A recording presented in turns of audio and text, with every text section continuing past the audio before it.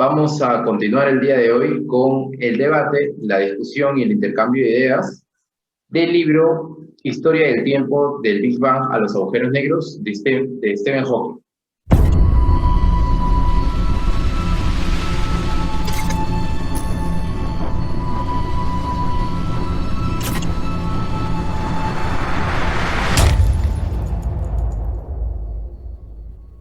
El capítulo se llama Las partículas elementales y las fuerzas de la naturaleza. Es el capítulo 5. Stephen Hawking comienza hablándonos un poco de el principio, de algunos pensadores y algunos científicos que se hicieron una idea de cómo estaría formado todo lo que conocemos, ¿no? Toda la naturaleza. Aristóteles, por ejemplo, hablaba de la tierra, el aire, el fuego y agua. Luego hablaba de que eran distintos, ¿no? Algunos eran ligeros, algunos más densos. Y luego también decía que era continua. Hawking nos habla a través de la historia que viene Demócrito, luego viene Dalton, Thomson, cada uno con un modelo de la partícula más elemental, ¿no? El átomo, que significaba sin partes, ¿no? Que a diferencia de Aristóteles, se pensaba que era algo que no se podía dividir. Pero luego con las distintas ideas, hay algunas interesantes que perduran hasta ahora. Por ejemplo, el trabajo de Einstein que hablaba del movimiento browniano, que es un movimiento desordenado de las partículas cuando están componiendo algo, ¿no? Por ejemplo, podemos imaginar un vaso con agua, si le ponemos, no sé, arena o algo así, las partículas comienzan a caer, ¿no? Pero si a ese vaso de agua comenzamos a calentarlo, se van a formar burbujas y las burbujas se van a mover muy rápido. Algo así, pero más desordenado. Esto funciona para las partículas muy pequeñas, ¿no? Precisamente aquí dice que este efecto se da en los átomos del líquido con las partículas de polvo, ¿no? Algo parecido. Por ejemplo, Dalton decía que era un átomo, ¿no? que no se podía dividir. Thomson decía que más o menos se parecía a un pudín. Rutherford a un modelo parecido al sistema solar. Bohr, lo mencionamos la vez pasada hablando de un radio, el radio de Bohr, ¿no? Y también era parecido al de Rutherford, pero con órbitas definidas, como habíamos mencionado la vez pasada. Todos estos aportes acerca del átomo nos llevan hasta el punto en el cual nos encontramos ahora, en donde el modelo que tenemos de lo más fundamental es precisamente el modelo estándar de las partículas, de la física de partículas. Actualmente incluso hay un modelo estándar más allá, se dice más allá del modelo estándar, porque hay nuevas partículas que se están descubriendo y se dicen que estas partículas podrían tener nueva física, es decir, nuevas leyes que podrían gobernar lo más pequeño, que prácticamente conocemos muy poco a pesar de todo lo que se sabe hasta ahora, ¿no? Se sabe bastante, pero es muy poco a comparación de lo que creemos que aún falta. Dentro de estas partículas que conforman este modelo estándar están, por ejemplo, los quarks. Los quarks se cree que hasta ahora son las partículas más pequeñas que componen, por ejemplo, el átomo, que componen el protón, que es el núcleo del átomo, y componen al neutrón, y otras partículas, ¿no? Este modelo estándar no solamente nos habla de los quarks, hay otras partículas que sirven para hacer que estas partículas puedan interactuar. Un ejemplo que también se menciona, que menciona Hawking, es el fotón. Cuando imaginamos que dos cuerpos tienen que interactuar con la electricidad, por ejemplo, tenemos que imaginar que esta electricidad se va a dar por medio de algo, y este intermedio es precisamente un fotón, o los fotones. Pero también se puede dar con la gravedad. La gravedad, los cuerpos también están alejados, pero a pesar de que están alejados, por ejemplo, la Tierra con el Sol, interactúan. La Tierra gira alrededor del Sol. Se cree que podría haber un intermediario, algo así como el fotón, sería el gravitón. Y así para otras leyes de la naturaleza que Hawking va describiendo, ¿no? La fuerza fuerte, la fuerza débil, que los describe más adelante. Luego también habla de algunas propiedades. Voy a mencionar una de ellas, que es un poco difícil de imaginar. Las partículas tienen algunas propiedades. Por ejemplo, nosotros podemos imaginar una pelota para imaginar una partícula, y la pelota tiene un peso, la pelota puede girar, la pelota tiene una dimensión. Pero las partículas no son lo mismo, ¿no? Algunas incluso tienen un peso muy pequeño o no pesan, como el fotón. Tienen otras propiedades. Estas propiedades, algunas tienen masa, como dije, algunas su masa es muy pequeña, otras tienen carga, positiva o negativa, y otras tienen el spin. Bueno, todas tienen spin. Este spin tiene distintos números. ¿Y cómo entendemos este spin? Este spin lo podemos entender entendiendo que las partículas están girando, ¿no? Y nos da una idea de que este spin produce que estas partículas estén girando o algo así, ¿no? Algo así como el campo magnético que hace que la Tierra también gire alrededor de un campo magnético, ¿no? Algo así. Entonces, este spin es una propiedad que hace que las partículas, cuando giren, podamos verlas de igual forma. Por ejemplo, Hawking describe una flecha, una partícula como una flecha. Si una flecha está mirando hacia arriba, la volteamos, no es igual, porque ahora va a estar mirando hacia abajo. Pero si le damos toda una vuelta, va a seguir mirando hacia arriba. Algo así funciona el spin. Este es un número característico, ¿no? Es 0, 1 o 2. Y también hay un medio, por ejemplo, o sí, un medio más un medio menos un medio, ¿no? Un medio, por ejemplo, dice que es cuando una partícula da 2 vueltas y recién se ve parecida o igual a como se veía cuando estaba al principio. Para entender mejor el spin, yo creo que la idea es que el spin produce o hace que las partículas giren. Algo así como el campo magnético, ¿no? Hace que la Tierra gire también. Entonces, con estas primeras impresiones, aunque hay muchas cosas más que tenemos que explicar, los dejo con uno de mis compañeros para que les pueda dar sus apreciaciones también acerca de esta parte, de este capítulo. Listo, Javier, gracias. Un saludo para ti, para César y para todos los que nos van a estar viendo. En esta ocasión, como bien lo anotaba Javier, vamos a encargarnos del capítulo 5, ¿no? De la historia del tiempo. Me ha gustado bastante este capítulo porque nos da bastante información acerca de estos estudios que hay a nivel subatómico, ¿no? Y relaciona estos estudios a nivel subatómico, los relaciona con las fuerzas, las 4 fuerzas de la naturaleza, ¿no? Entonces, eso sí me pareció bastante interesante, bastante instructivo enterarnos de cómo hay una relación entre estas dos cosas, ¿no? Personalmente yo, digamos, por alguna cultura general sabía acerca de las 4 fuerzas de la naturaleza y sabía algo acerca de los quarks, pero todavía yo no sabía acerca de la relación que hay entre estas dos cosas. Entonces el capítulo nos muestra que existe una relación y eso es lo que me pareció bastante interesante, lo que me llamó la atención, ¿no? Digamos, para desarrollar un poco más todos los aspectos que Javier nos acaba de dar, que es, digamos, es lo principal de todo el capítulo, ¿no? Nos ha entregado Javier una especie de resumen de todo lo que habla el capítulo. Entonces yo desarrollaría algunas cosas, ¿no? Que he llegado a captar, a entender.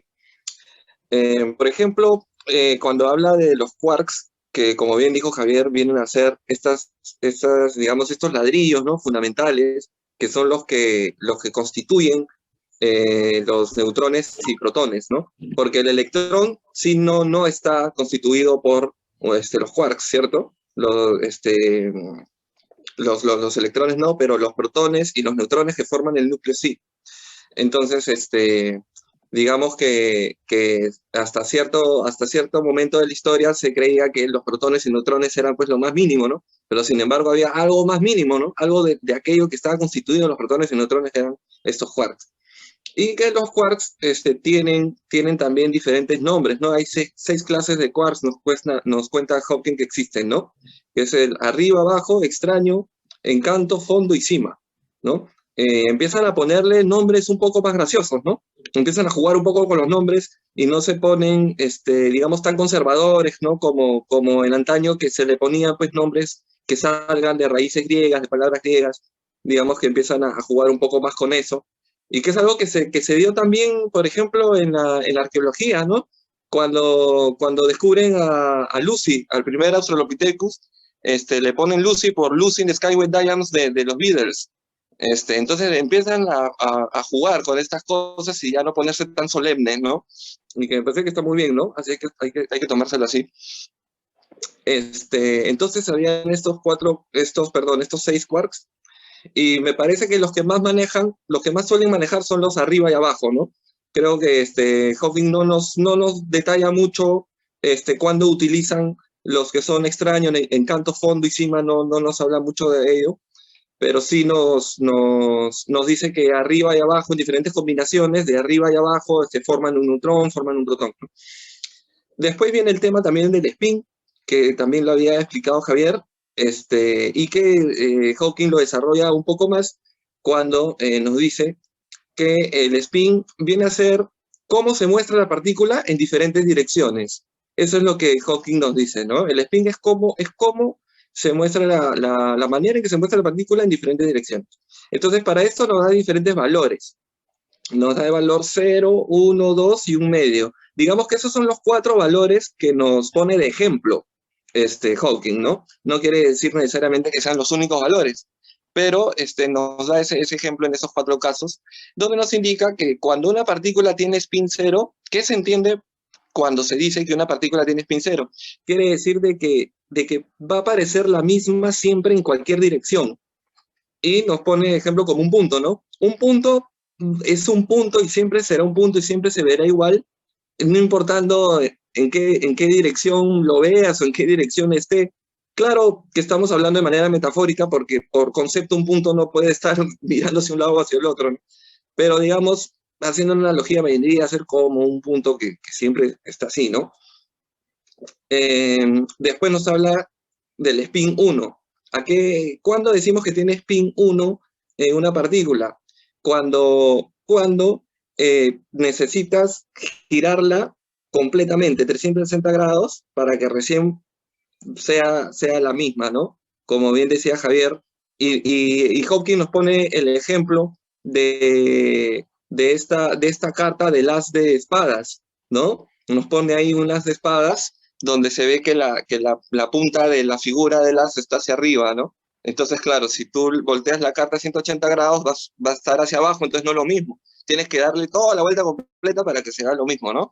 Entonces, ese es el giro de 360 grados y ahí recién se ve.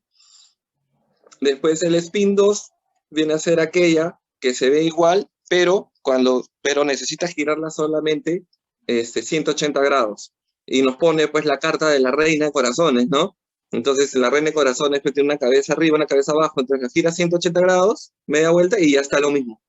Entonces es así, la partícula que tú la volteas así y se ve igual, 180 grados, ya ese de ahí tiene spin 2. Y después el spin un medio sí es dificilísimo de entender, ¿no? Porque tienes que darle 2 vueltas. Es algo que normalmente no nos enfrentamos, ¿no? Normalmente a un objeto tú le das una sola vuelta y es el mismo objeto, es igual. Pero estas partículas son tan singulares, tan particulares, de que necesitas darle 2 vueltas para que recién se vea igual, ¿no? Es algo que ya desafía nuestro pensamiento de 3 dimensiones, ¿no? O sea, ya va más allá de lo que podemos imaginar, pero realmente pues sucede así. Entonces, digamos, esa sería una explicación un poquito más detallada, ¿no? Desarrollando la idea que Javier ya nos había dicho, acerca de lo que Hawking nos dice con esto, y eso no, digamos que no lo pone al azar, no está sobrando esa información, porque más adelante nos va a dar ejemplos de que tal partícula con tal spin sirve para estas cosas y tal otra partícula con el otro spin sirve para tal. Entonces, cuando tú ya sabes que te dice de tal spin, ya sabes de qué te está hablando, ¿no? Entonces, bueno, esa sería mi primera intervención para luego desarrollar lo demás que viene de estas fuerzas medias invisibles, medias fantasmales, que también me llamaron muchísimo la atención. Entonces, le doy pase a César. Un saludo, Javier, Héctor, y a todos los que tienen la posibilidad de vernos. ¿Cómo están? Habría que continuar con el debate, con la conversación de este capítulo. Lo primero que podemos rescatar aquí es que la filosofía tiene relevancia histórica para la ciencia.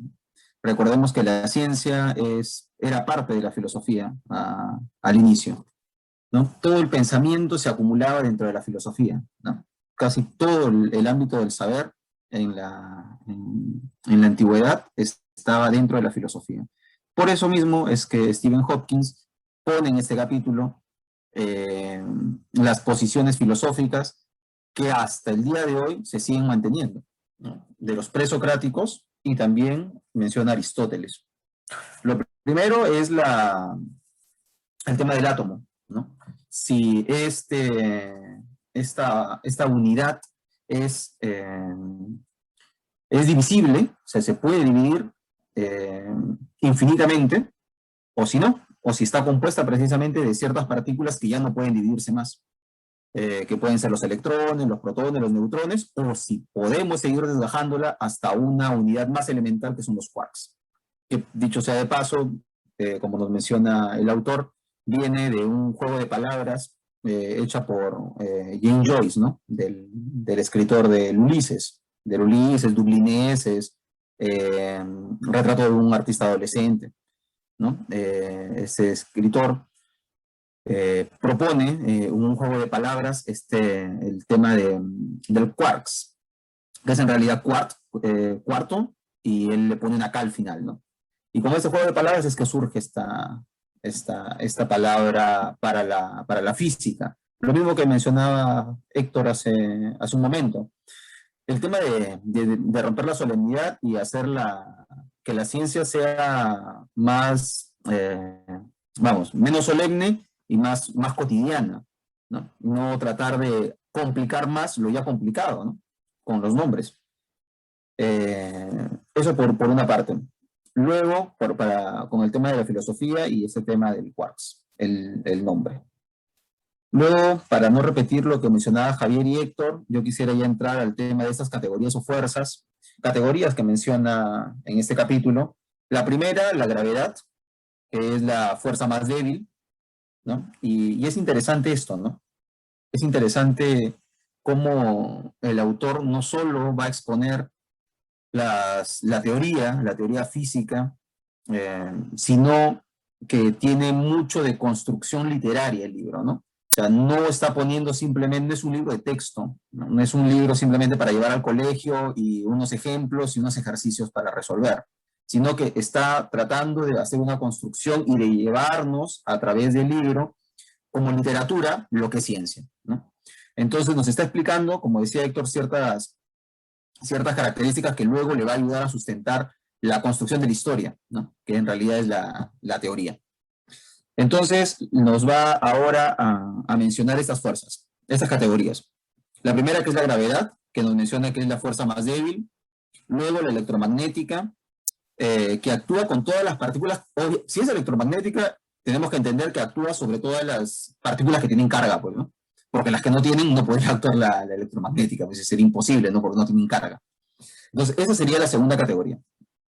Ahora, eso sí me llamó la atención, que es algo que yo no conocía, que es los gravitones, son las que no tienen carga, ¿no? Precisamente en esas partículas no puede actuar la electromagnética, precisamente porque no tiene carga. Entonces, esa sería la segunda categoría. Ahora, ¿por qué es interesante todo este debate de estas fuerzas? ¿Y por qué la gravedad no interviene tanto? Precisamente es ahí el problema de la unificación de una gran teoría. La electromagnética, la cuántica y la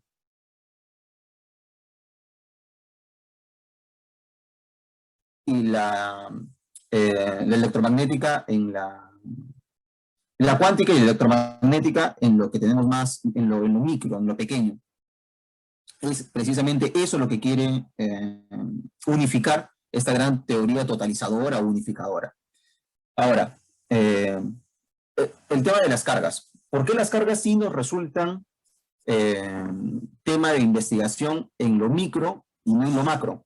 precisamente porque las cargas se anulan en lo macro, como nos menciona el autor, por ejemplo, en el Sol y la Tierra. A pesar de que tienen masas distintas, tienen la misma cantidad de cargas. Por tanto, estas se van anulando, ¿no? Cosa que no va pasando con la gravedad, que en el exterior sí lo podemos apreciar más. Otra cosa más es que, como conclusión aquí, en este tema de la electromagnética y la gravedad, podemos decir que en grandes distancias y en grandes masas podemos distinguir a la gravedad, pero más bien en las pequeñas podemos distinguir a la electromagnética. Entonces eso sí sería un criterio que lo ha venido utilizando y lo va a utilizar y lo vamos a utilizar durante todo el libro, ¿no? La gravedad para lo macro y la electromagnética para lo micro. Otro punto más sería ya la tercera categoría, o la tercera fuerza, la radioactividad como fuerza nuclear débil. Esa es la tercera. Y la cuarta, la interacción nuclear fuerte, ¿no? Esas serían las 4. Ahora bien, toda esta explicación que está haciendo el autor de estas categorías, y también asumiendo a la gravedad como la más débil para analizar lo micro, tiene que ver con el tema de la gran unificación que va a pasar a explicar ahora, ¿no? Yo creo que por ahí sería mi intervención la primera y luego agregaría los otros puntos. Sí, bueno, para continuar, quería mencionar algo más sobre el modelo estándar, ¿no? El modelo estándar de la física de partículas, como ya dijeron, está formado por los quarks que mencionó Héctor. Pero también hay otro tipo de partículas elementales. Por ejemplo, el electrón. El electrón es un tipo de partícula elemental. Pero luego también está el muón, está el tau y también neutrinos. Y luego están los que hacen que interactúen, ¿no? Por ejemplo, lo que mencioné, el fotón, también César también mencionó el gravitón, también están los bosones, que los menciono un poco más adelante, y también está Higgs, el bosón de Higgs. No sé si hemos escuchado el bosón de Higgs. Es una partícula que más, bueno, recientemente entre comillas, porque ya hace algunos años se descubrió, y que es la partícula que le da masa a las partículas que conocemos, ¿no? Su importancia es tal que si es que esas partículas no se hubiera descubierto, no existiría, no se hubiera formado ninguna partícula en el universo, ¿no? Entonces, también estas partículas, los quarks más pesados, aparte del up y down, no forman materia, solo el up y down, porque son más pesadas. Y esto quiere decir que cuando forman materia, decaen muy rápidamente, es decir, se descomponen en protones y neutrones, ¿no? Que están formadas por up y down. Entonces, todas estas partículas se han descubierto en realidad en experimentos, ¿no? Entonces, no son meras divagaciones teóricas, son experimentos que han descubierto estas partículas, ¿no? Luego también hay algunos principios que determinan a este mundo de las partículas. Por ejemplo, ya habíamos hablado del principio de incertidumbre en el capítulo anterior. Y por el principio de incertidumbre no podemos determinar exactamente dónde se encuentra.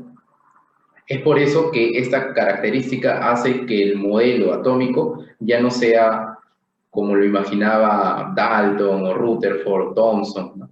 Ya no sea un punto en donde está el núcleo y alrededor estén los electrones. Ya no es de la misma forma, ¿no? Los electrones tienen todo un campo en donde podrían estar, ¿no? Ya no están definidos. Pero luego también hay otros principios, por ejemplo, el principio de exclusión de Pauli, que es muy importante porque también, gracias a este principio, las partículas, sabemos que las partículas se pueden formar, ¿no? O pueden formar átomos, las partículas elementales, porque estas prácticamente es equivalente, este principio, a que un cuerpo no puede ocupar el mismo volumen que otro. Si yo estoy sentado en esta silla, alguien más no puede venir y sentarse exactamente en el mismo lugar en el que estoy. El principio de exclusión de Pauli es algo parecido, pero para las partículas. Es por eso que las partículas pueden estar unidas, pero no pueden superponerse una a otra. Pero hay algunas partículas sobre todo las de interacción, que no cumplen ese principio. Por ejemplo, el fotón, ¿no? Que escapa este principio. Luego también hay algunas otras características que son un poco más complicadas de entender, ¿no? Que voy a tratar de explicarlas de alguna forma. Antes de explicarlas, quería mencionar que estas partículas que generan interacción se pueden medir por sus consecuencias, por las ondas que generan. Por ejemplo, el gravitón, que era teórico hasta hace un tiempo, se descubrió que podría existir porque se han medido las ondas gravitatorias. ¿Cómo se midieron? Bueno, es un poco difícil de explicar, pero fueron gracias a dos agujeros negros muy lejanos que estaban muy cerca, casi colisionando, generaron ondas gravitacionales muy débiles, pero fueron medidas aquí en la Tierra. Entonces, el libro dice que todavía no se habían descubierto para el tiempo en el que fue escrito, pero ahora ya se ha descrito con un experimento llamado LIGO, se han descubierto, ¿no? Luego, cuando se habla de la fuerza electromagnética, bueno, está lo que mencionó César del largo y el corto alcance, ¿no? Podemos ir describiendo del más grande, el más grande alcance, el más distancia, la acción a más distancia es la gravedad, ¿no? Luego, si nos vamos acercando, la fuerza electromagnética. Si nos vamos acercando más aún, la fuerza débil, que hace que las partículas decaigan, se descompongan. Y luego, si nos seguimos acercando a lo más pequeño, está la fuerza fuerte, que hace que se mantengan unidos los quarks y formen a los protones, o otro tipo de quarks que forman a los neutrones, ¿no? Entonces, dentro de la fuerza electromagnética y la fuerza débil están estas propiedades que dije que iba a tratar de explicar, ¿no? Que son... estas propiedades nos van a dar una idea de una gran pregunta que existe en la física moderna, que es ¿por qué existen, si existe la materia y la antimateria, por qué existe más materia que antimateria, ¿no? ¿Por qué nosotros estamos formados de materia y no podemos conocer a una persona que esté formada de antimateria? No hay personas formadas de antimateria, no hay cosas formadas de antimateria, ¿no? Pero la antimateria la podemos descubrir, o sea, interactúa con nosotros en cada momento, pero no está formando cosas, ¿no? No hay galaxias hechas de antimateria, estrellas hechas de antimateria, ¿no? Estas razones, una de las razones son estas propiedades que estaba mencionando, ¿no? Por ejemplo, estas propiedades son las simetrías, simetría CPT. ¿Qué es eso? La simetría de carga, la simetría de paridad y la simetría de tiempo. La simetría de carga simplemente nos dice que una partícula que tiene carga positiva, si se reemplaza por su antipartícula, es decir, la misma partícula pero con carga negativa, va a cumplir las mismas leyes de la física, las mismas, igualitas. Luego, la de paridad. La de paridad tiene relación con esto del spin, ¿no? Si gira hacia un lado o si gira hacia el otro. Tú reemplazas uno que gira hacia un lado con el otro que gira hacia el otro lado, por ejemplo, derecha o izquierda, ¿no? Para darnos una idea, y también se cumplen las mismas leyes. Pero luego viene la del tiempo. Igual, si es que tú haces que el tiempo transcurra hacia adelante, se cumplen las mismas leyes. Si haces que el tiempo transcurra hacia atrás, se cumplen las mismas leyes. Pero para explicar esta ausencia de materia, se cree que en el principio del universo, como el universo estaba avanzando con una dirección preferencial en el tiempo, entonces se desarrollaron más la materia. Y la antimateria no cumplía esta simetría en el tiempo. Por eso no se lograron formar. Esa es una idea un poco vaga, pero nos da una idea de qué tiene que ver esto de las simetrías y con que haya materia y antimateria. Pero este tema no está acabado. Hasta ahora existen muchos experimentos que tratan de explicar por qué existe esta ausencia de materia o de antimateria, ¿no? De cosas hechas de antimateria. Y luego, para terminar esta parte, porque me parece que es bien densa, porque hay un montón de temas de los que se podría hablar, quería mencionar esto del esfuerzo de Hawking por tratar de unir estas fuerzas en una sola teoría, ¿no? Y no solamente el de Hawking, existen muchos científicos que Hawking describe, por ejemplo, ya se ha logrado unir la fuerza fuerte, la fuerza débil, y más recientemente la fuerza fuerte, la fuerza débil y la electromagnética, ¿no? Bueno, más antiguamente se había, o más antes en el tiempo, se había logrado unir la fuerza electromagnética y la fuerza débil. Y no se puede unir la gravedad porque, precisamente como mencionaba César, las distancias a las cuales actúan son muy distintas, ¿no? Y además de que la gravedad actúa de forma muy distinta a cómo actúan las otras fuerzas. Pero existe un punto en el cual nosotros podríamos darnos una idea de cuándo podrían haber estado unidas, ¿no? Cuando hablábamos del Big Bang, nosotros mencionábamos que podía necesariamente toda la materia debía estar unida en un punto. Este punto ha de haber sido tan pequeño que posiblemente era en la escala de Planck. La escala de Planck está relacionada con esta constante de Planck que mencionamos cuando hablamos del principio de incertidumbre, que la posición y la velocidad o multiplicadas no podían ser mayores a esta constante de Planck. Entonces, a estas distancias muy pequeñitas, ya no actuaría solamente la gravedad, sino todas las fuerzas tendrían que estar unidas, ¿no? En este momento. Pero también sucede que los agujeros negros colapsan, ¿no? Son una región muy extraña en el universo. Podría ser que dentro del agujero negro no solamente actúe la gravedad, porque no deja que salga ni siquiera la luz, sino podrían estar actuando las fuerzas de las que ya hemos hablado y que actúan a nivel cuántico, ¿no? La fuerza fuerte, la fuerza débil, la electromagnética. Bueno, ese era el último que quería mencionar. Los dejo con Héctor para que dé sus apreciaciones también. Ok, gracias. Así es. Esos son los puntos pues, que nos da Hawking en ese capítulo, ¿no? Precisamente mencionaba que Hawking iba a utilizar este tema del spin más adelante, porque utiliza estos conceptos para también relacionarlos con las cuatro fuerzas que ya hemos estado mencionando, ¿no?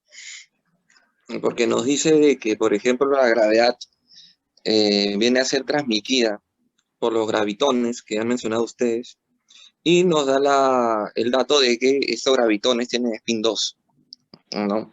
Entonces, de ahí me parece interesante que haya esta teoría, si podríamos llamarle corpuscular, tal vez, entre comillas, una teoría corpuscular de la gravedad, ¿no? Algo así, que no sé si se puede inferir del texto de que esta, entre comillas, teoría corpuscular de la gravedad no, digamos, no complementa, sino que está encontrada con la teoría de la relatividad, porque la relatividad nos dice de que el espacio se deforma, y a partir de esa deformación del espacio es que se crea, por ejemplo, la órbita de la Tierra alrededor del Sol, ¿no? Sin embargo, esta teoría de los gravitones es otra cosa, es una interacción entre la Tierra y el Sol por estas partículas mega fantasmales, ¿no? Que no tienen masa, que son tan distintas, tan especiales, tan singulares, ¿no? Entonces, digamos, esta no sé si se complementa o están en contra, y Hawking está intentando complementar las dos, tal vez, como lo dice en el libro.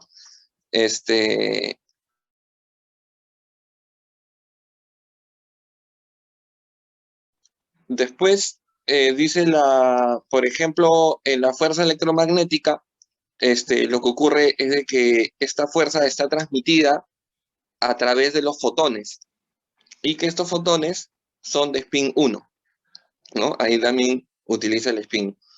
Después, cuando nos habla de la fuerza nuclear débil, está transmitida esta fuerza nuclear débil por los bosones, y los bosones son de spin 1. También nos habla acerca del spin, y después nos dice de que la fuerza nuclear fuerte que mantiene a los quarks unidos, como nos decía bien Javier, y también mantiene al protón y al neutrón unidos también, para eso sirve la fuerza nuclear fuerte, está transmitida a través de esta partícula llamada gluón. Y esta partícula llamada gluón es de spin 1 también, ¿no? Eso nos dice. Pero estas, digamos, estas partículas especiales, el gravitón, el gluón, los fotones, los bosones, estas partículas son partículas, como dije hace un rato, medio fantasmales, son, no tienen materia, no es como un granito de arena, ¿no? Sino que más se desarrollan como energía, más que como materia, pero sin embargo se le llama partícula, porque Hawking dice, ¿no? En mecánica cuántica o en física, o en mecánica cuántica podemos decir onda o partícula indistintamente porque de esa manera entienden, ¿no? Que hay esa dualidad, ¿no? Entonces, por eso aprovecha eso para tener la libertad de llamarle partícula a algo que no tiene materia, ¿no? Es un poco, llama un poco la atención, pero es así, ¿no? Entonces estos gluones, los fotones, los bosones, los gravitones, son unas partículas muy especiales que yo le llamo como fantasmales, ¿no? Cuando están ahí hacen algo, pero no lo puedes ver, ¿no?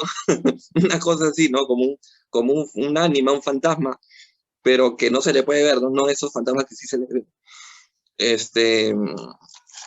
Y después hay otro tema más que Javier ya nos estaba adelantando, que es esto de las teorías de gran unificación, ¿no? Estas teorías que la ponen su sigla, ¿no? TGU pone al menos en la traducción, ¿no? Pone TGU, pone Hawking, ¿no? Que es la teoría de la gran unificación, que lo que está intentando hacer esta teoría de la gran unificación es ver en las partículas elementales, ¿no? Como los quarks, por ejemplo, las partículas elementales, y también en las fuerzas de la naturaleza, ¿no? Digamos, las partículas elementales, quarks, ¿no? Quarks, electrón, estas partículas elementales, esto, y las fuerzas, la gravedad, la fuerza nuclear débil, la fuerte, la electromagnética, todo esto, que no sean cuestiones que son diferentes en naturaleza, o sea, no naturalmente, sino distintas en grado y no naturaleza.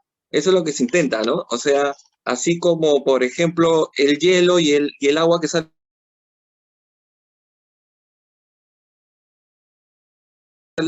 está a 0 grados, el agua es hielo, y cuando está más caliente, pues sale del grifo, del caño, agua líquida, y cuando está a mucha temperatura está como vapor. Son solo diferentes grados, diferentes estados, pero es lo mismo. Algo así está buscando la teoría de la gran unificación, ¿no? Ver en los quarks y en las fuerzas de la naturaleza como que todos son lo mismo en realidad, pero están en diferentes grados, en diferentes estados solamente, ¿no? Ese es el intento, ¿no? Entonces, ese fue el intento que hubo, que de hecho es un intento que está muy bien y simplificaría bastantes cosas, supongo. Este, pero bueno, de ahí también, por ejemplo, hablan de que se trató de ver este tipo de cosas pues en grandes cantidades de agua, ¿no? En miles de toneladas de agua. Ese era un experimento, pero lamentablemente no pudieron ver de que el protón decaiga en otra cosa, ¿no? Estaban viendo si un protón pues, se convertía en un antielectrón, así, ese tipo de conversiones estaban viendo si sucedían, pero no, lamentablemente no sucedieron, ¿no? Y también vienen estas, como muy bien lo explicó Javier, ¿no? Estas simetrías, ¿no? De CPT, ¿no? Y de que después con otros experimentos se ve que en realidad a nivel subatómico no se dan estas simetrías, ¿no? No se dan estas simetrías. Cuando dice que alinearon unos núcleos de átomos y cuando giraban hacia un lado despedían más, me parece que eran más electrones, y cuando giraban hacia el otro lado despedían menos, algo así. O sea, digamos, no es igual, las leyes no son las mismas para un lado que para el otro, ¿no? Y me pareció también bien interesante esta figura de la simetría P, ¿no? De la imagen especular, que dicen, ¿no? Que es esta imagen especular, que es como cuando pones algo frente a un espejo, ¿no? Cuando pones algo frente al espejo lo haces girar hacia atrás, pero el espejo va a salir diferente, ¿no? Que está girando hacia el otro lado, es un reflejo, ¿no? Una especie de reflejo, esta imagen especular. Entonces, Entonces, estas simetrías a nivel subatómico, es increíble este mundo subatómico, donde las simetrías normales que vemos cotidianamente en la materia que nosotros vemos, podemos decir que algo cuando gira para la derecha es igual cuando gira para la izquierda, hay un reflejo, hay una simetría, pero a nivel subatómico no existe, y eso está completamente vinculado con lo que bien decía Javier, de responderse a la pregunta de por qué hay más materia que antimateria, ¿no? Entonces tiene bastante que ver con eso, ¿no? Entonces, por eso capítulo me pareció bastante ilustrativo, interesante, ¿no? Que tenía muchos datos muy buenos. Y bueno, sí, ahí ya sería mi última participación y le doy pase a César. Sí, bueno, para continuar, yo también voy a dar mi última apreciación con respecto a este capítulo. Primero, una de las interrogantes que me surgió, no sé si ustedes también, es la visión clásica que se tiene de la ciencia, ¿no? La ciencia tiene una particularidad y es la de predecir, la de ser predictiva, ¿no? Eh, con esta teoría de la gran unificación aún no se logra eso, ¿no? Precisamente ese es el problema. En este punto, lo voy a leer, dice: las teorías resultantes ni son tan grandes ni están totalmente unificadas, pues no incluyen a la gravedad. Eso es lo que hemos venido debatiendo hasta ahora. Ni siquiera son realmente teorías completas, porque contienen un núcleo de parámetros cuyos valores no pueden deducirse de la teoría, sino que tienen que ser elegidos de forma que se ajusten a los experimentos. Es ahí el problema para que esta teoría sea realmente una teoría científica. Precisamente esa es la intención, de llegar a la unificación y de convertirla en una teoría científica. El problema está en que lo que se hace es que se trate de ajustar a los experimentos, ¿no? Que se trate de ajustar a la realidad práctica, ¿no? Cuando debería ser naturalmente al revés, ¿no? Entonces, ese es el primer punto que quería mencionar.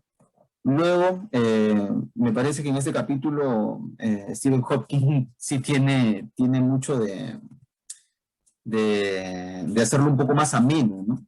Es más, hasta hay dos partes en las que me parece que hace unos buenos giros divertidos, cuando menciona esto de que una máquina fuera lo suficientemente potente como para acelerar partículas hasta la energía de la gran unificación, tendría que ser tan grande como un sistema solar y sería difícil que obtuviese financiación lo suficientemente, ¿no?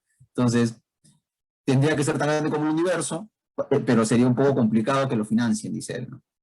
Usando el juego de que la financiación de esos experimentos, ¿no? Otro punto más que quería recalcar era que el tema central de este capítulo está en la página 109, ¿no?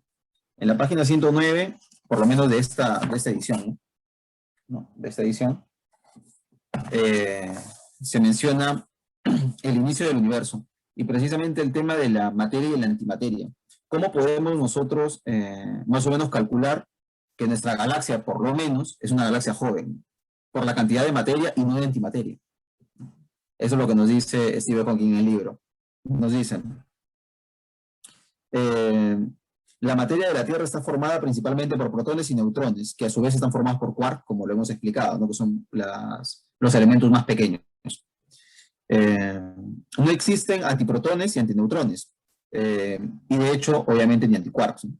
Excepto unos pocos, o sea que sí existen, pero son pocos, que los físicos producen en grandes aceleradores de partículas. Tenemos evidencia a través de los rayos cósmicos que de lo mismo sucede en la materia de nuestra galaxia. Entonces, esto puede ser un indicio o una demostración, de acuerdo como lo quisiéramos ver, de que esta galaxia es aún joven, ¿no? De que el universo, por la cantidad de radiación también que podemos detectar del universo, es un universo relativamente joven o que está en expansión, y no a la inversa, que es un universo que está decayendo. Entonces, en esta página me parece que está un buen resumen de lo que ha querido demostrar Stephen Hawking en este capítulo. Luego, ya en el final de este capítulo se menciona el tema de la unificación nuevamente, la unificación de la teoría, y otra vez nos da este tema de un poco de comicidad en la explicación. Todo este tema que se ha venido debatiendo de hacernos ver que el universo no es tan simple como podríamos imaginarnos, sino que cada vez es más complejo, y cada vez es más complejo entenderlo, cada vez es más complejo explicarlo. Nos dice que los premios Nobel, ¿no?, se han concedido muchos premios para mostrar que el universo no es tan simple como podríamos haber pensado. Es decir, que en realidad los premios que se dan es para decir, oye, el universo es más complicado, ¿ah? Ah, toma tu premio. No, el universo es mucho más complicado de lo que dijo el anterior, ah, toma tu premio. No, no, no, y esa es la carrera, ¿no? En demostrar que el universo es más complicado de lo que podríamos creer en un inicio. No significa que las teorías filosóficas presocráticas estuvieran mal, sino que todo es un intento de ir descubriendo la complejidad del universo que nos rodea. Bueno, yo creo que eso sería ya el último punto. Yo creo que lo demás ya lo dijeron ustedes. Y no sé si hay algo más que quisieran agregar.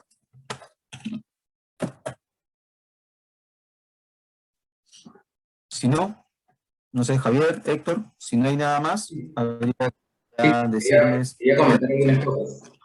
Sí, quería comentar, por ejemplo, el hecho de que existan partículas virtuales y partículas reales, ¿no? En un momento en este capítulo, Hawking explica de que, por ejemplo, cuando interactúa un electrón con un positrón, que es su antipartícula, cuando se encuentran, se desvanecen, pero emiten un montón de energía.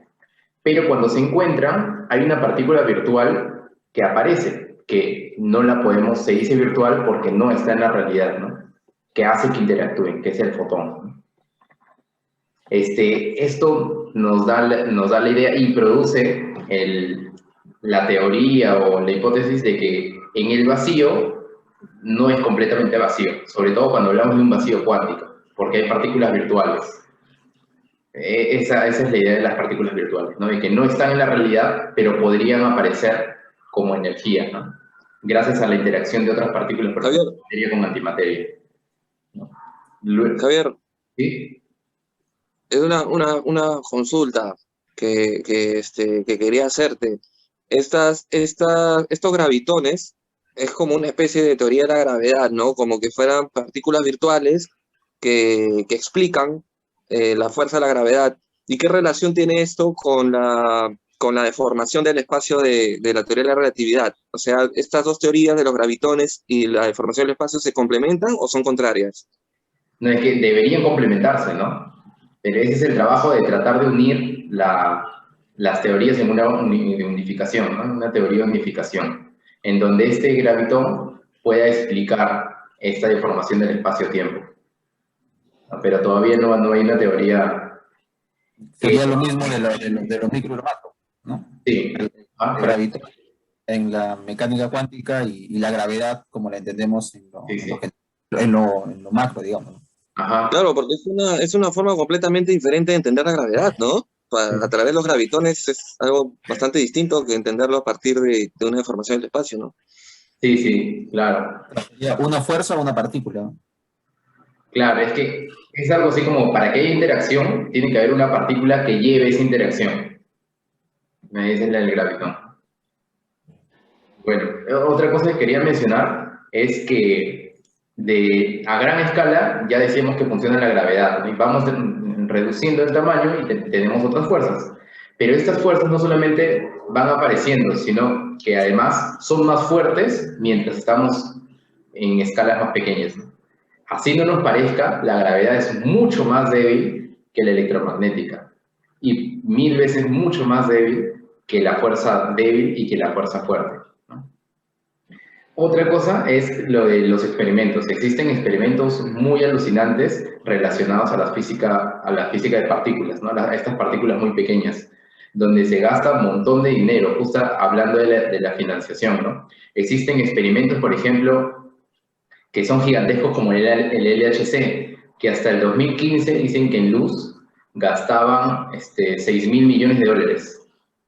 Imagina. Bueno, pero se creó desde el 2008, pero es demasiado dinero.